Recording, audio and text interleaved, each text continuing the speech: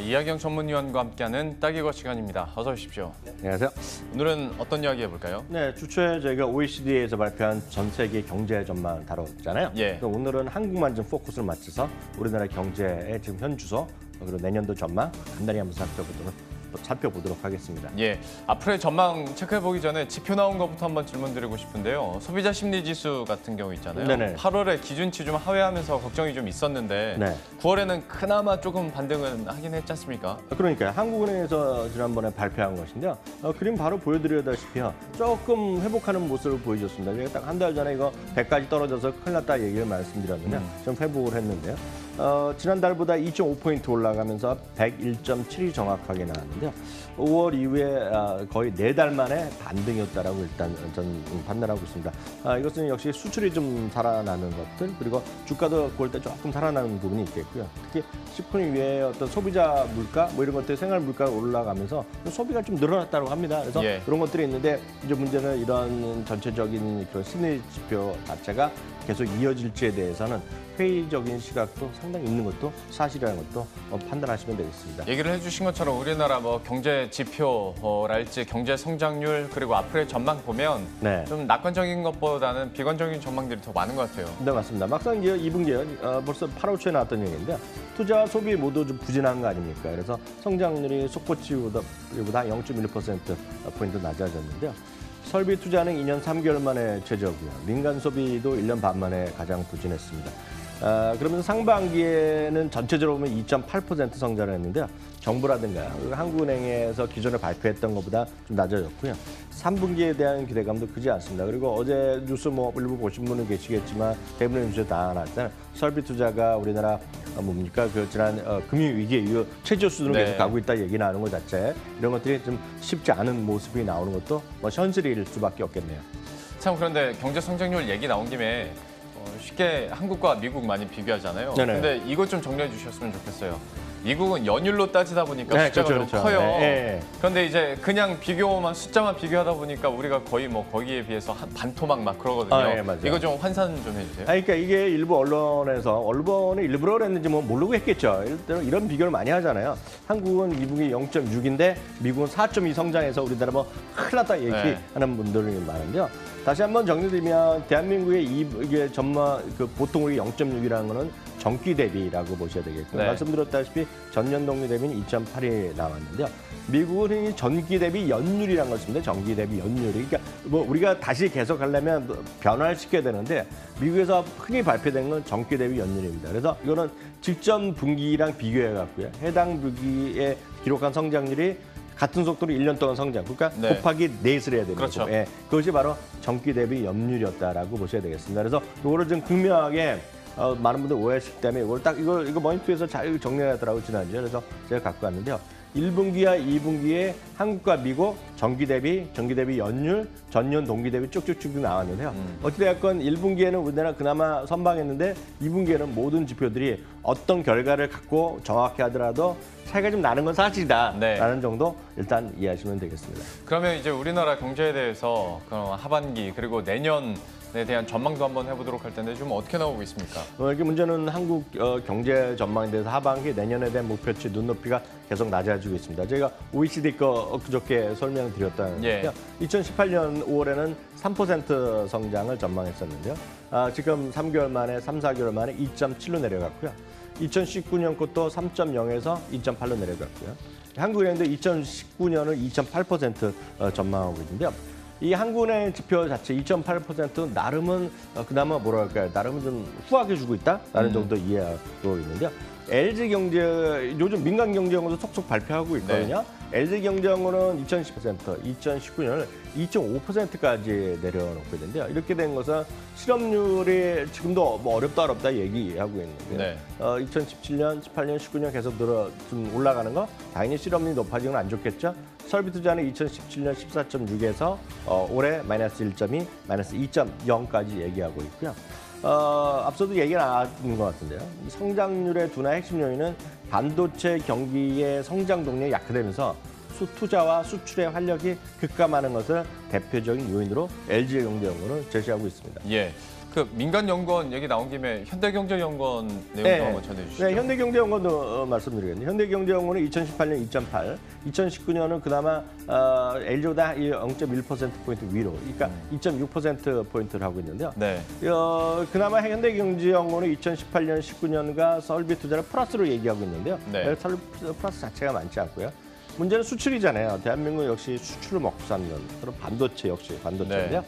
올해 수출 증가율이 상당히 좋게 나오고 있는데요. 작년에 올해도요. 7.2가 나올 거라고 보고 있는데 내년에 또 떨어져 갖고요. 내년에는 5% 그러니까 1% 한 자릿수 대 초반까지 떨어질 수 있다는 것 자체가 현대경제원의 얘기가 하고 있는데요. 현대경제원이 이렇게 보고 있는 이유는 한 두세 가지 배경을 두고 있습니다. 첫 번째는 내년 경제 성장의 성장세가 둔화된다. 네. 이게 이거는 엊그저께 얘기했던 OECD에서 글로벌 경제할 때 같이 설명드렸던 부분이 되겠고요. 특히 이제 내년도 글로벌 반도체 시장이 성장이 둔하면서 한국의 반도체 품목의 수출 증가세가 꺾일 것이다 얘기하고 있습니다. 물론 이거 전망이지만 상당수의 많은 사람들이 반도체가 올해가 고점일 것이다 얘기를 하고 있잖아요, 지금요. 예. 앞서 장영 팀장도 그 부분을 자세히 설명했는데요. 그러니까 좀 보셔야 되겠고요. 또 하나는 이제 뭐라 할까요? 금리 상승에 따른 원리금이 좀 당연히 상한 부담 되겠죠. 이 금리는 상당히 민감한 부분입니다, 지금요. 그래서 이미 주담보 대출이 거의 5% 넘었다는 얘기 많이 하고 있고요. 네. 실제로 그 시중 금리, 그러니까 금리가 지금 작년 11월에 올리지 않았는데 모르겠어요. 이번에 10월 18일은 어떻게 될지 모르겠으나 한 번 남은 11월에는 올라가지 않을까 뭐 그런 얘기가 있거든요. 그러니까 우리나라도 금리가 올라가면 결국은 금리 상승에 따라서 결국은 조금이라도 이자를 더 갚아야 되는 거거든요. 보통 분들이. 그러면 혹시라도 부동산 경기가 떨어지면 자산의 어떤 그 자산 가치 뭐 올해 고점들이 떨어질 수도 있거든요. 예. 뭐 다들 얘기가 다르지만요. 이런 것들이 결국 성장률 둔화의 핵심 요인이라고 제 얘기가 아니라 현대경제연구원이 얘기하고 있다라고 이해하시면 되겠습니다. 자, 근데 금리 하니까 생각나는 게 우리가 미국과 연결해서 얘기할 때 금리 역전이라는 말 쓰잖아요. 네네네. 그런데 경제 성장률 측면에서도 성장률 역전이 지금 미국과 우리나라 일어나게 생겼잖아요. 네. 뭐 올해 미국 3% 이상 뭐 달성할 것으로 예상이 되는데 우리는 그게 안 되니까 맞습니다. 이것도 흔한 현상은 아니지 않습니까? 이게 1980년에요. 80년에 그 당시에 3차 오일 쇼크 네. 그런 게 있었고요. 그리고 1998년에 우리나라 IMF 위기 때, 네. 그리고 2015년에도 잠깐 이렇게 약간 한 3번 정도 있었던 것인데요. 지금 올해요. 한국 경제 성장률은 정부 전망으로 보면 2.9가 나옵니다. 그러니까 앞서 약간 다르지만 이거 포인트 정어드린 건 정부에서 얘기한 겁니다. 네. 그 미국 경제 성장률은 FOMC에서 지난주 FOMC 미팅에서 한 얘기입니다. 거기서 한 게 3.1을 얘기하고 있으니까 이게 역전되거든요. 그러니까 미국은 선진국, 우리나라는 신흥국인데 경제 성장률이 우리나라가 미국보다 낮다? 이거 문제 있거든요. 솔직히. 규모를 생각했을 때 네, 이거 말이 안 되는 거거든요. 그런데 이런 것들이 있는데요. 내년에 있죠, 내년에. 지금 예상 보면 한국은 LG에서 2.5 얘기했죠. 그리고 현대경제에서 2.6 얘기했죠. 한국은행은 여전히 2.8, 2.9 얘기를 하고 있는데요. 미국 경제 성장률은 FOMC 기준 2.5인데 이걸 잘못하다가는 거의 똑같거나 내년에도 좀 이어지면 2년 연속 경제 성장률이 만에 이렇게 뒤떨어지면 이건 우리나라가 더 이상 이머징 국가가 아닐 수도 있는 거죠, 지금. 예. 선진국도 아닌데 이머징 국가의 그러게요. 그런 성격도 못 갖고 있으면 걱정이다라고 말씀드릴 수밖에 없겠네요. 참 이런 상황에서 우리 투자자 여러분들은 그러면 어떤 전략과 어떤 관점을 가져야 될까 많은 분들이 궁금해하실 것 같은데요. 여기에 대해서도 정리해 주시죠. 네, 그럼 일단 주식 투자자 입장에서 제가 좀 말씀드리면 이거죠. 그 주식 투자의 기본은 딱 두 가지밖에 없습니다. 하나는 이익 증가하는 것, 그리고 주주 친화 정책이 잘 되는 곳에 주식을 주가가 상승하고 그걸 사는 것이 되겠고요. 예. 늘 말씀드리지만 주식은 포트폴리오거든요. 그래서 분산 투자, 이 정도 원칙을 세우신다 그러면 대응은 어떤 거냐 보시면 제 얘기가 아니라 최근에 기사 한 두 가지만 제가 소개해드리겠는데요. 네. 이거죠.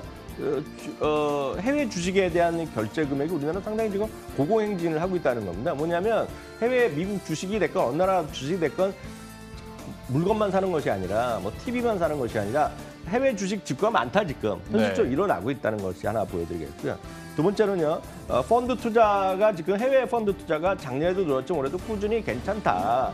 물론 여기에는 어느 나라 어느 지역을 했는지가 많이 차이 나겠지만 지금 이런 등등등등해서 연출 수익률이 좋은 것들이 꽤 많다. 네. 이런 것들을 늘 말씀드리지만 특히 펀드는 뭐 방송 갖고 해결될 일이 아니고요. 늘 말씀드리면 PB라든가 좀 전문가들 그 증권사 은행의 PB분들 좀 상의를 잘 하셔야 되겠다 말씀드렸고요. 말이 나온 김에 뭐 펀드나 뭐 이런 것뿐만 아니라 좀 종목이나 이런 걸 좀 정확히 말씀해 달라는 분이 워낙 많은데요. 제가 예. 네. 두 가지를 말씀드리면 다 한국에서 살 수 있는 걸 하나, 거래소 지금 당장 오늘 살 수 있는 거예요.